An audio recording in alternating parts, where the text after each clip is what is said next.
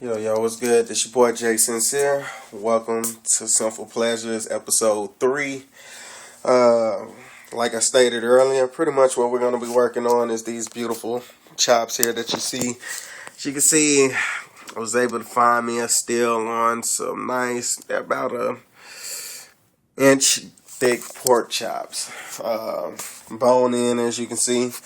And what we're going to do with these pork chops today is we're going to do some stuffed pork chops. So pretty much what I'm going to do is I'm going to try to slightly butterfly these pork chops open.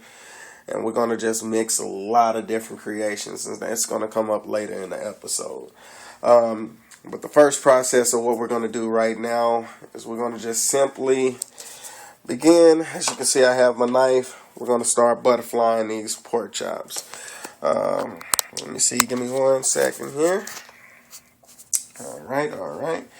So, what we're going to do from this point is, let's see. Kind of sit this here for you guys.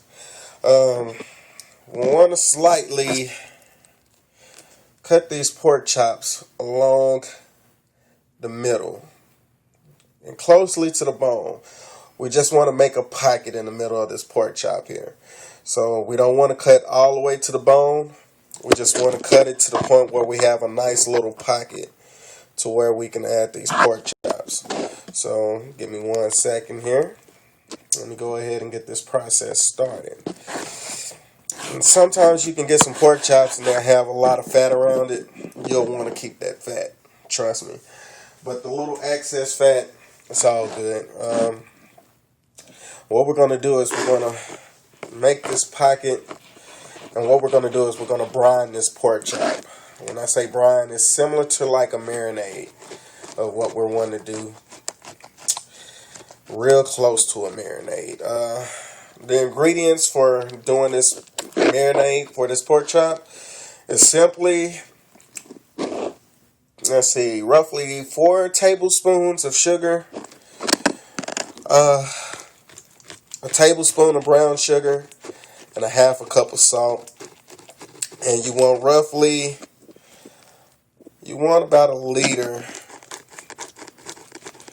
of 2 liters of water. Sorry about that.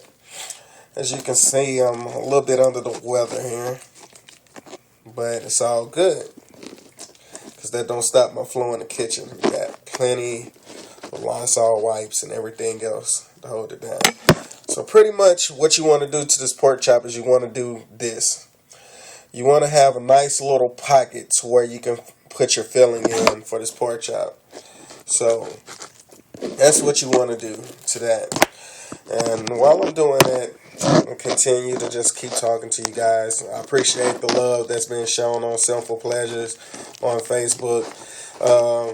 For you guys on YouTube, appreciate the love that's been shown. I've been getting a lot of love shown for this. I actually got a couple of requests in from some people too on some things, and trust me, I have gotten into it and I have looked at it, and it's in the process and it's in the making, most definitely. I do appreciate y'all for showing the love. For you guys that are just now getting to this information, feel free to hit me up, Facebook. I'll actually add the link because I still don't know the name to my site. I'm crazy. I know, I understand, but it's all good. Tried to find a link, make a URL that was similar to Synful Pleasures, but unfortunately there was some hater out there that already had it. But it's all good. Alright, so we pretty much got the pork chops and everything done. So what I'm going to do here, so I'm going to wash my hands.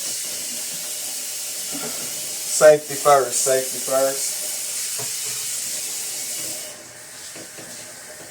Before I touch anything else in the kitchen,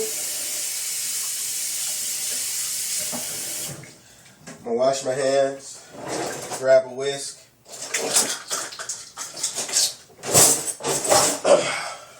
grab my whisk here, and what we're going to do is we're going to get this brine started.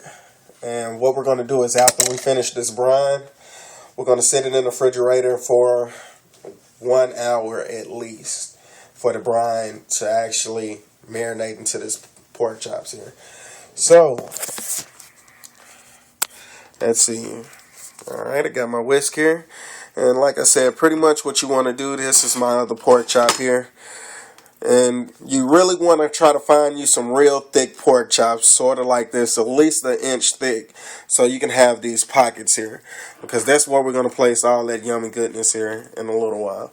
So what we're going to do is I'm going to go ahead, I got my bowl here, I'm going to pour my brown sugar and my regular white sugar, and I'm also pouring my salt into this bowl here.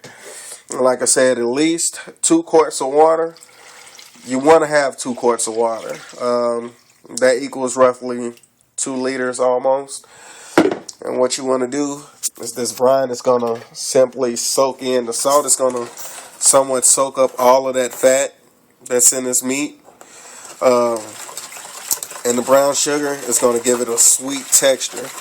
Later on in the show, we're going to probably get I'm going to do a little more creations compared to where I pretty much found a lot of these recipes. But I'm going to try to do something with a little panko